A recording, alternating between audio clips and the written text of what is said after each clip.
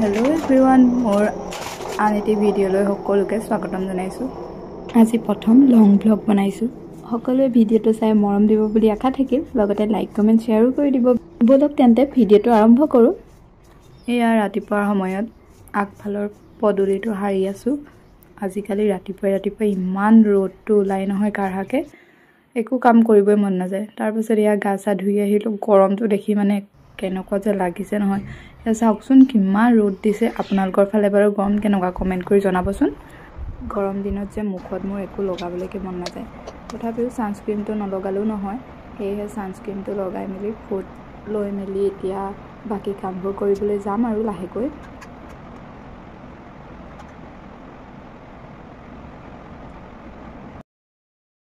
Cream চেমটো আহি ল'লোঁ, গা ধুই আহিছোঁ বুলি চাওকচোন, ইমান ঘামিছোঁ নহয়। আৰু এতিয়া বোলো ভাত বনাবলৈ যাওঁ তেন্তে।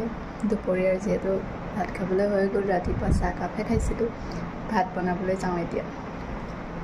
এয়া প্ৰথমতে মই চাউলকেইটা ধুবলৈ বুলি লৈছোঁ।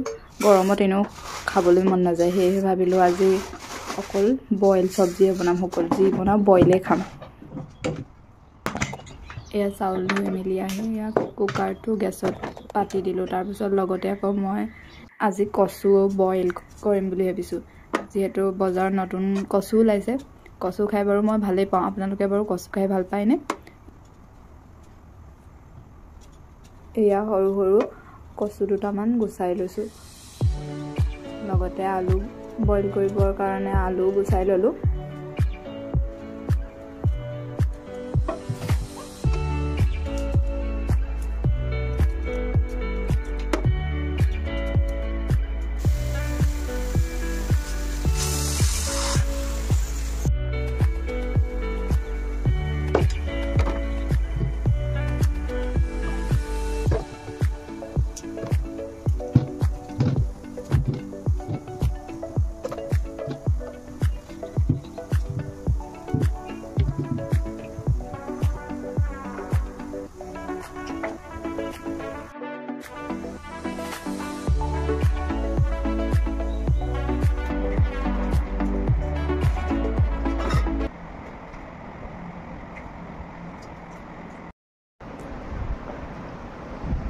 ইমান গৰম পৰিছে, পানী যে খাই খাই পেটটো ভৰিছে সদায়, অকল পানীকে খাই আছোঁ।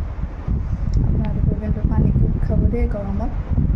আৰু এয়া দুপৰীয়াৰ ভাত সাজ ৰেডি কৰি ল'লোঁ।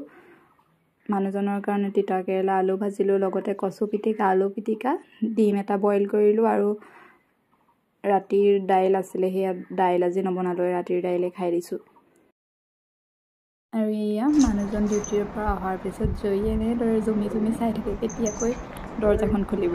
আৰু চাওকচোন তাই কি কৰে।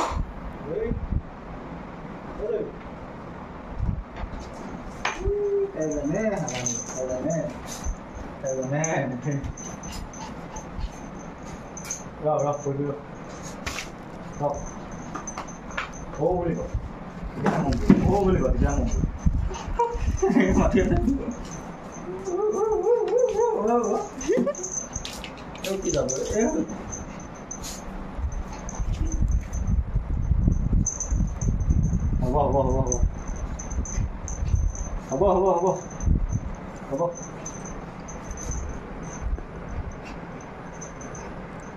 দুখ পাবি, দুখ পাবি। কোচত লৈ দিয়া, কোচত তেতিয়াহে হ'ব। কোচত নাথাকে আজিকালি, পাগল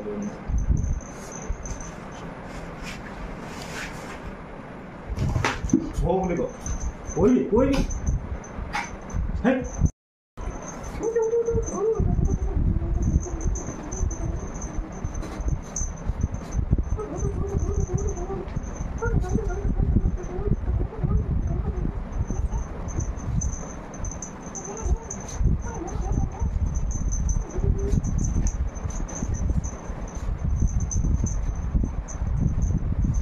হ'ব। পানী খাবি যা, পানী খাবা যোৱা।